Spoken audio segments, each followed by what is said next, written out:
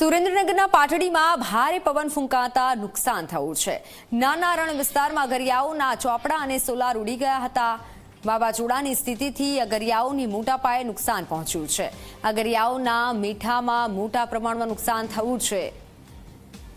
વાતાવરણમાં જે બદલાવ આવી રહ્યો છે જેના કારણે સરકાર પાસે સહાયની માંગ કરી છે। નુકસાન થતા સરકાર પાસે સહાયની માંગ કરવામાં આવી છે। અગરિયાઓને મોટા પાયે નુકસાન થયું છે। જે મીઠાનો જથ્થો હતો તેમાં પણ નુકસાન પહોંચ્યું છે।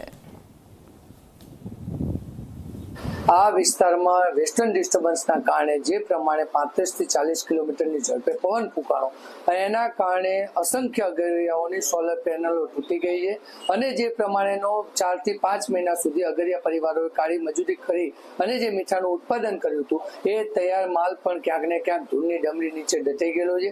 આ સ્થિતિનું નિર્માણ થયું છે ત્યારે હાલ પર તે અગરિયા પરિવારોને અને મીઠાના વેપારીઓને ખૂબ મોટું આર્થિક નુકસાન સહન કરવાનો સમય આવ્યો છે। આપના માધ્યમથી મારી સરકાર પાસે સ્પષ્ટપણે માંગણી છે કે ત્વરિત એક્શનથી કચ્છના નાના રણમાં અને ખાસ કરીને સુરેન્દ્રનગર જિલ્લામાં જેટલા પણ અગરિયાઓ મીઠાના ઉત્પાદન સાથે સંકળાયેલા છે એ તમામ અગરિયા પરિવારોનું એક સર્વે કરવામાં આવે। વિભાગની આવી આગાહી છે અને જે પ્રમાણેનો વહેલે સવારે પવન ફૂંકાણો એના કારણે એમની સોલર પેનલો માની લો કે કોઈ એક અગરિયો હોય જેને એક જ પાટાનું ઉત્પાદન કર્યું હોય તો એને જે પ્રમાણે વેપારી પાસેથી ધિરાણ લીધું હોય હવે એની આખા વર્ષની મહેનતના અંતે લાખ સવા લાખ રૂપિયાની બચત થતી હોય એની સામે જો એને સોલર પેનલ આખી તૂટી ગયો તો એને કેટલા રૂપિયાનું નુકસાન જાય એ તંત્ર પણ જોઈ શકે।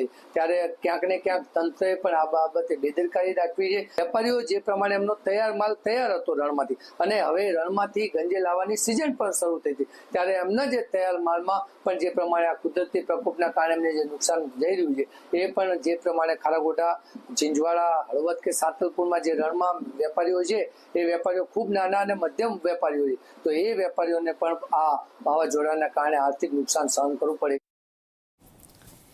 સુરેન્દ્રનગરના વાતાવરણમાં અચાનક પલટો આવ્યો। અમુક વિસ્તારમાં કમોસમી વરસાદ વરસ્યો।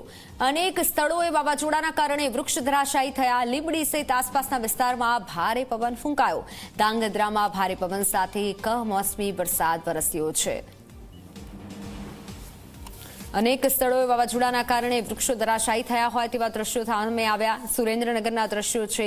વાતાવરણમાં અચાનક પલટો આવ્યો છે। ધાંગધ્રામાં આપ જુઓ કે જ્યાં મોટા પાયે નુકસાની થઈ છે।